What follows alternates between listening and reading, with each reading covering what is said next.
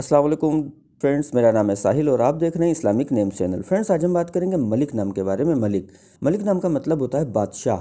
दूसरा इसका मतलब होता है मालिक। तो फ्रेंड, ये था मलिक नाम का मतलब। तो जिनका नाम मलिक होता है, बात करें अगर इनके लकी डे यानी लकी दिन की, तो लकी दिन इनके लिए सबसे बेस्ट रहेगा मंगल यानी ट्यूसडे। ट्यूसडे का दिन इनके लिए बहुत अच्छा दिन है। अगर बात करें इनके लकी डेट्स की, तो लकी डेट्स में इनके लिए 9, 18 और 27 यानी 9, 18 और 27, ये 3 डेट्स लकी और अच्छी होती हैं। अगर बात करें इनके लकी कलर की, तो लकी कलर में इनको रेड कलर, वाइट कलर और येलो कलर यानी लाल, सफ़ेद और पीला, ये 3 कलर इनके लिए अच्छे और सूटेबल कलर हैं। अगर बात करें इनके लकी स्टोन की, तो लकी स्टोन में इनको मूंगा यूज़ करना चाहिए। मूंगा यानी कोरल स्टोन इनके लिए बहुत अच्छा बेनिफिशियल स्टोन रहेगा। अगर बात करें इनके लकी नंबर की, तो लकी नंबर है इनका 9 यानी 9 नंबर इनका लकी नंबर है।